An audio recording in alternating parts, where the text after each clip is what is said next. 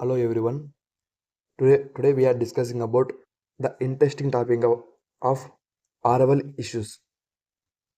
First of all అసలు ఆరవల్లిస్ ఎక్కడ located అయినాయి, ఎందుకు ఆరవల్లి ఇష్యూస్, ఎందుకు ఆరవల్లి కోసం సో మెనీ పీపుల్ ప్రొటెక్ట్ చేస్తున్నారు, అసలు ఇష్యూ ఏమి అనే దాని గురించి ఈ వీడియోలో మనం కంప్లీట్గా తెలుసుకుందాం. So first of all Aravallis are the oldest fold mountains in India and the world. అంటే ఈ ఆరవల్లీసు హిమాలయాస్ కింద ఓల్డెస్ట్ మౌంటైన్స్ అనమాట. సో ఈ యొక్క ఆరవల్లీసు టుడే అంటే ఈ హిమాలయాస్ కింద ఓల్డెస్ట్ కాబట్టి ఇవి ఏన్షియంట్ మౌంటైన్స్ అనమాట. సో టుడే మనం చూసుకుంటే ఈ ఆరవల్లీసు హిల్ బై హిల్ అంటే ఒక మౌంటైన్ తర్వాత ఒక మౌంటైన్ అన్ని ఎరోడెడ్ అయిపోతాయి, అంటే కనుమరుగైపోతున్నాయి అనమాట, due to different types of reasons like mining, constructions work and many more. So due to this reason the Aravallis are reduce అనమాట. సో రీసెంట్గా సుప్రీంకోర్టు జడ్జిమెంట్స్ కూడా పాస్ చేసింది ఆరవల్లీస్ మీద. So that is the issue of Aravalli. First of all we are seeing about the what Aravallis are located. Aravalli ranges. First of all మనం ఆరవల్లీస్ చూసుకుంటే మనకి north western ఇండియాలో లొకేట్ అయ్యి ఉంటాయి అనమాట. ఇక్కడ మీరు చూస్తే స్క్రీన్ మీద ఇక్కడ లొకేట్ అయ్యి ఉంటాయి అనమాట. ఇవి మనకి 4 స్టేట్లో స్ప్రెడ్ అయి ఉంటాయి, Gujarat, Rajasthan, Haryana and some parts of Delhi. అంటే గుజరాత్ నుంచి మనకి ఢిల్లీ వరకు స్ప్రెడ్ అయి ఉంటాయి అనమాట. సో ఈ యొక్క ఆరవల్లీస్ ఇక్కడ లొకేట్ అయి ఉంటాయి. సో ఎందుకు ఈ ఆరవల్లీస్ని మనం ప్రొటెక్ట్ చేసుకోవాలి, దీనివల్ల యూజ్ ఏమి అనే దాని గురించి మనం తెలుసుకుందాం. సో ఆరవల్లీస్.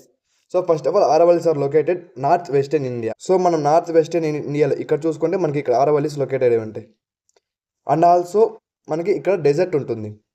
సో డెజర్ట్ మనకి ఇక్కడ నుంచి అంటే నార్త్ వెస్టర్న్ ఇండియా నుంచి ఇక్కడ plains, Ganga Brahmaputra plains desert spread కాకోకుండా ఈ ఆరవల్స్ అనేటివి ఒక షీల్డ్లో వర్క్ చేస్తాయి అన్నమాట.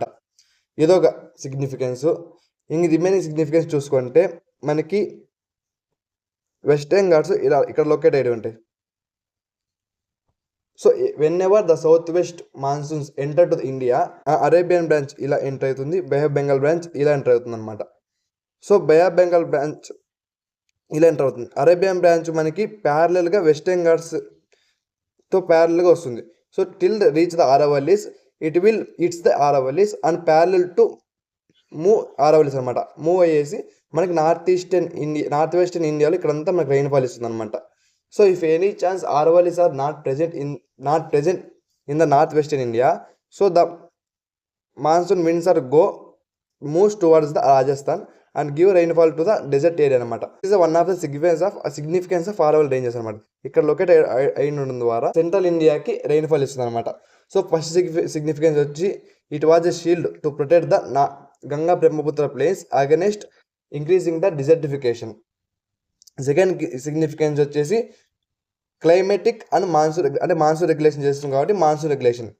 ఇంకా థర్డ్ ఒక సిగ్నిఫికెన్స్ వచ్చేసి Aravallis are major source for water అనమాట. అంటే లోని రివర్ ఇక్కడ చూస్తే స్క్రీన్ మీద Luni river and Sabarmati rivers are originated near Aravallis and flows toward the western side అనమాట. సో మనకి eastern flowing rivers, western flowing rivers ఉంటాయి. So these are the western flowing rivers అనమాట, Luni river, Sabarmati. So major rivers in India అనమాట. So these are 3 significance was very important to the Aravallis. But this green wall is vanishing. అంటే ఫ్రీక్వెంట్గా గ్రాడ్యువల్గా మనం year by year ఈ Aravalli ranges అనేటివి decrease అవుతూ వస్తున్నాయి. So large parts of the ranges especially in Haryana రీజన్స్లో మనకి ఇల్లీగల్ మైనింగ్ ద్వారా, కన్స్ట్రక్షన్స్ యాక్టివిటీస్ ద్వారా మనకి ఎక్కువగా డిక్రీజ్ అవ్వడం చూస్తున్నాం అనమాట. సో ఇవి డిక్రీజ్ అవుతున్నాయి, okay. Despite of court bans, అంటే కోర్టు జడ్జిమెంట్స్ లెక్క చేయకోకుండా మార్బల్, గ్రానైట్ అండ్ శాండ్ ఇవన్నీ మనకి టోటల్గా ఎక్స్ట్రాక్షన్స్ చేస్తున్నారు అనమాట. ఫారెస్ట్ ల్యాండ్ని మనకి రియల్ ఎస్టేట్గా వాడుకుంటున్నారు, హైవేస్ కన్స్ట్రక్షన్ చేస్తున్నారు అండ్ ఇండస్ట్రియల్ ప్రాజెక్ట్స్ ఇక్కడ బుల్ చేస్తున్నారు అనమాట. So due to this reason the Aravallis was decreasing. And also recent studies of satellite నుంచి మనం ఆరవల్లీస్ చూస్తే nearly 40% of Aravallis are decreasing in last 3 decades అనమాట. అంటే లాస్ట్ 30 years నుంచి మనకి టోటల్గా మనకి 40% ఆఫ్ ఆరవల్లీస్ డిక్రీజ్ అయిపోయాయి అనమాట. సో ఇదొక రీజన్స్. సో ఇవి డిక్రీజ్ అవుతున్నాయి, ఓకే. బట్ దీనికి ఎలాంటి ప్రొటెక్షన్స్, ఎలాంటి లాస్ లేవా? So Aravallis are protected under the Aravallis notification in 1992. ఇది ఒక జడ్జిమెంట్ సుప్రీంకోర్టు, దీని ద్వారా ఆరవల్లీస్ ప్రొటెక్ట్ అవుతున్నాయి. And also Aravallis are regulated managed by forest conservation act 1980. అంటే ఫారెస్ట్ కన్జర్వేషన్ యాక్ట్ 1980 నుంచి కూడా ఆరవల్లీస్ అనేవి రెగ్యులేటెడ్ అంటే ప్రొటెక్ట్ అవుతున్నాయి అనమాట, సేఫ్ గార్డ్ అవుతున్నాయి.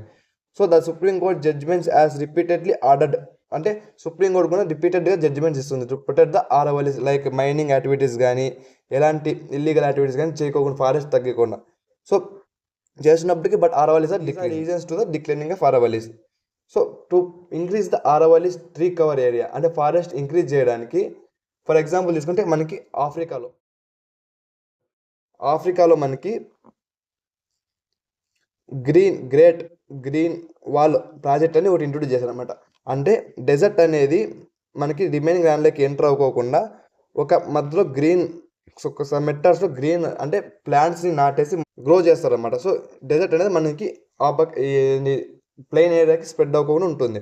So same lines of Africa India was introduce ఆరవల్లీస్.